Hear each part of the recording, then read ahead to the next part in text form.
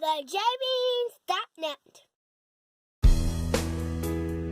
Known for its rich maritime history and natural beauty, Halifax is located on the eastern coast of Canada and the province of Nova Scotia.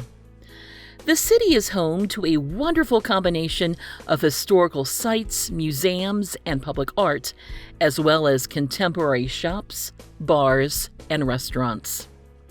In this video, we'll provide an overview of our August 2023 visit to Halifax, when our ship, the Carnival Venezia, docked in Nova Scotia's capital city, and we spent the day exploring the charming Harbourwalk area. Just a quick note that if you enjoy this video, please give us a thumbs up or leave a comment. It really helps our channel. And consider subscribing so you get alerted when we add new videos. Our ship docked at the Halifax Seaport's Pier 22. Inside the Pier's terminal building, an open-concept market called the Dockside Shops featured regionally handcrafted products and souvenirs.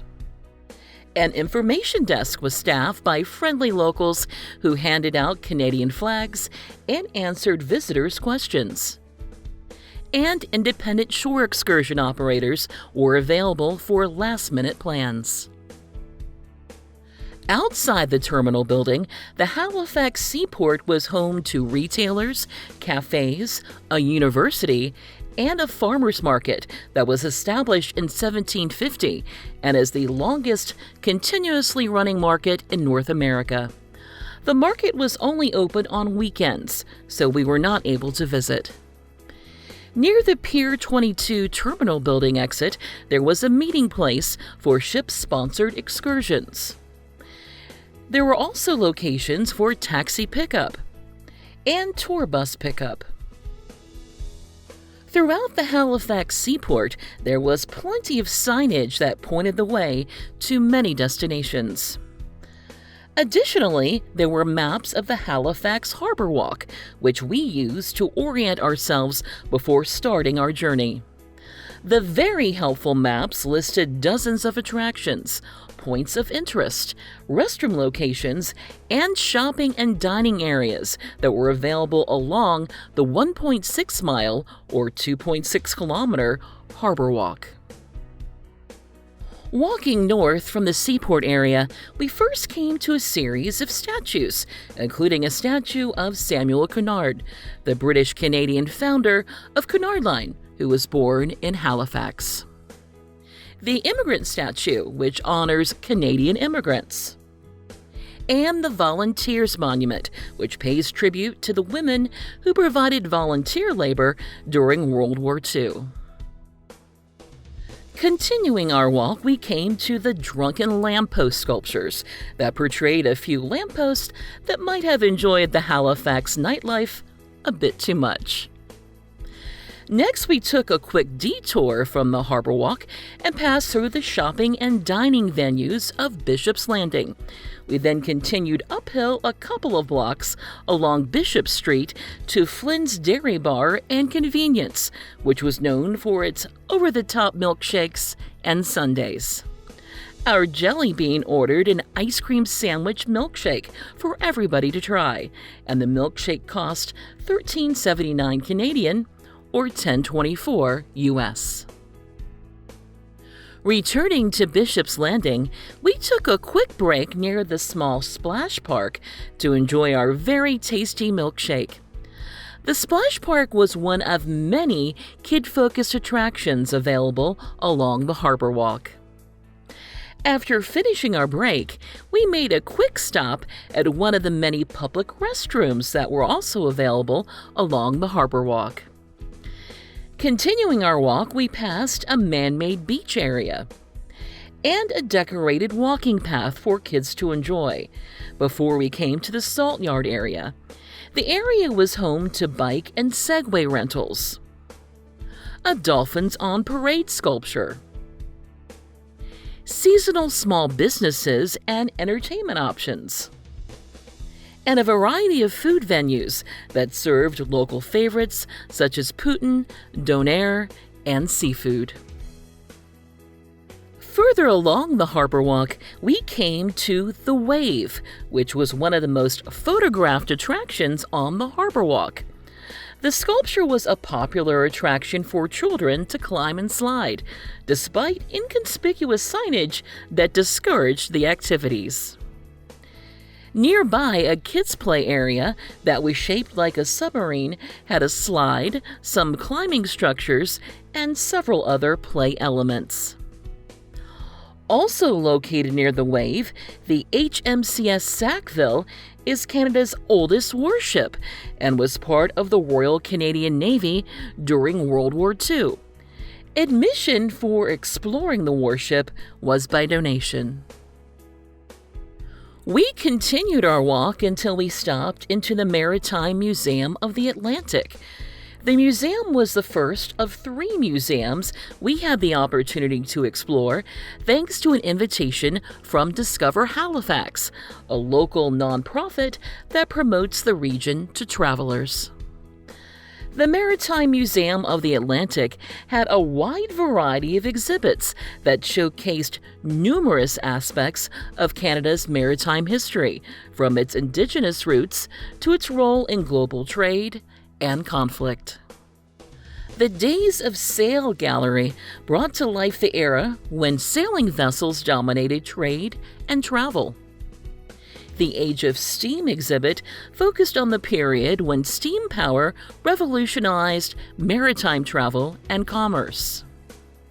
The Small Craft area showcased a range of smaller vessels used for fishing, transportation, and recreation.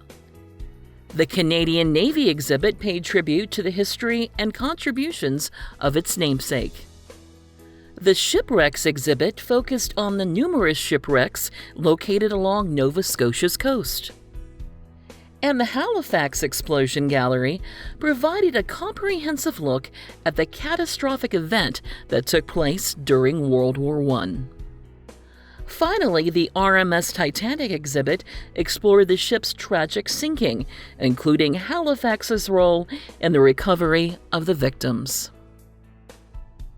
In addition to the museum's massive indoor collection, the CSS Acadia was docked just outside the museum building. The Acadia was launched in 1913 as the first vessel specifically designed and built to survey Canada's northern waters. Museum visitors can board the ship to learn more about its work.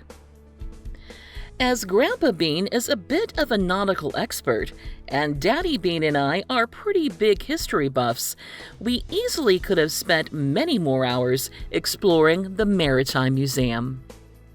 For more information about the museum, we've linked to their website in the description below this video. After leaving the museum, we stopped at the Fog Company, which was a dessert shop that offered soft-serve ice cream with a unique twist. Our jelly bean ordered an all fogged up, which featured a cup filled with vanilla soft serve, brown butter crumble, candy sea glass, and mermaid tails.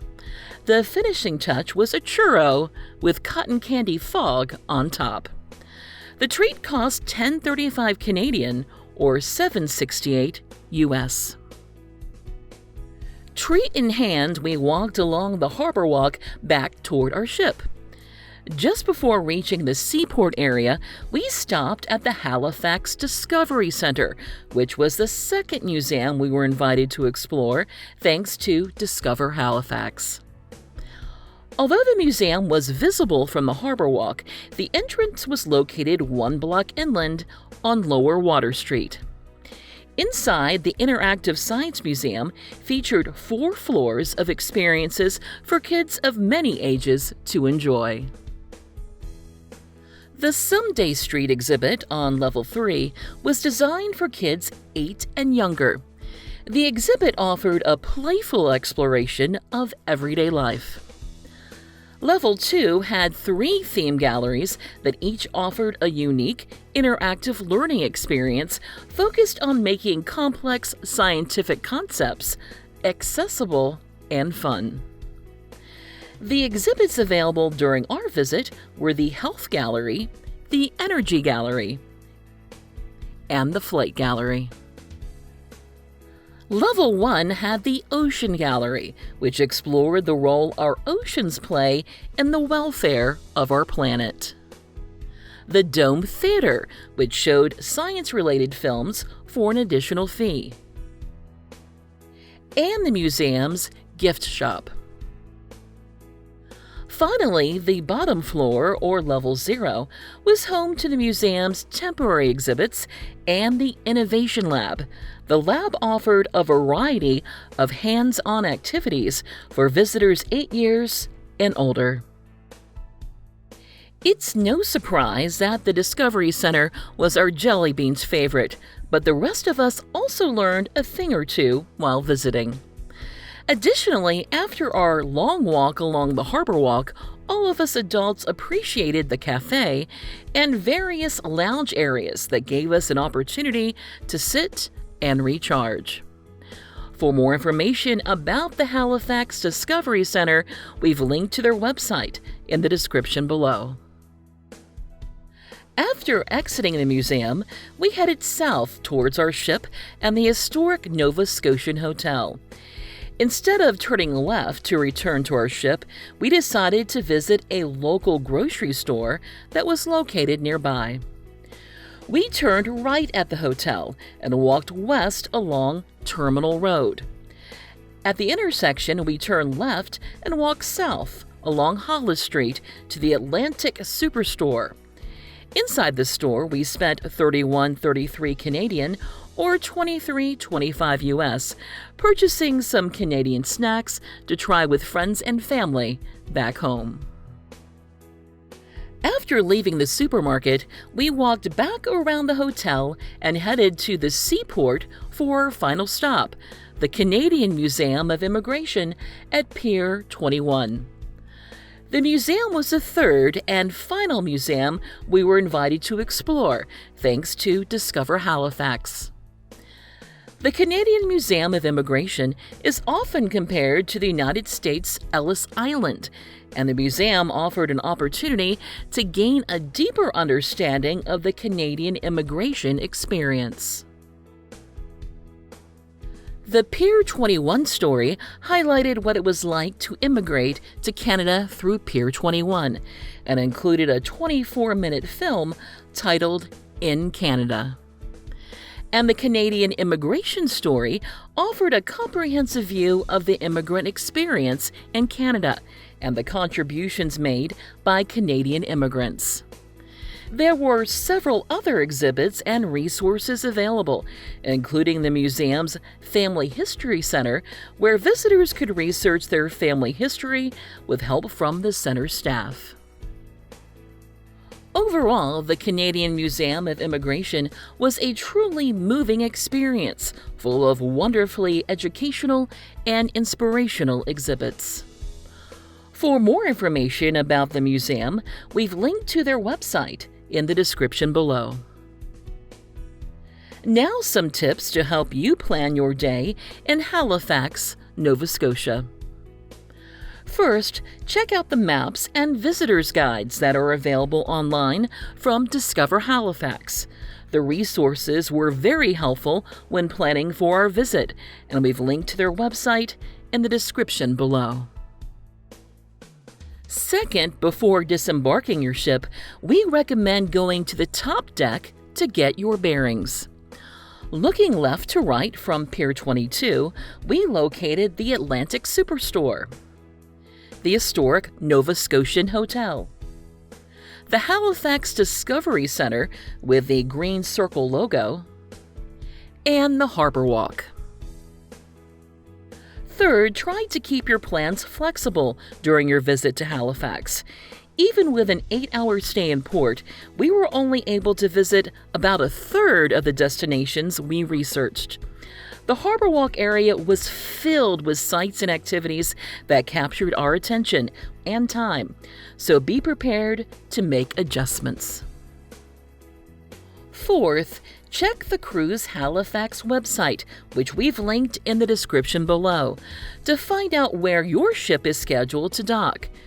Piers 20 and 22 are the primary passenger terminals for cruise ships, but additional berths with shuttle transport are used when more cruise ships are in port. Fifth, wear comfortable walking shoes. Although the Harbourwalk area is reasonably flat, the boardwalk can still take a toll with a lot of walking. Additionally, you'll have to walk uphill from the waterfront if you visit any attractions located inland. And sixth, to help your understanding and appreciation of the history and resilience of Halifax, we encourage you to learn about the Halifax explosion before your visit. The explosion caused widespread destruction and significant loss of life, and we've linked to a short documentary about the event in the description below. Finally, we'd like to sincerely thank Discover Halifax for inviting us to visit the Maritime Museum of the Atlantic, the Discovery Center, and the Canadian Museum of Immigration. We thoroughly enjoyed exploring all three and look forward to spending even more time exploring Halifax during our next visit.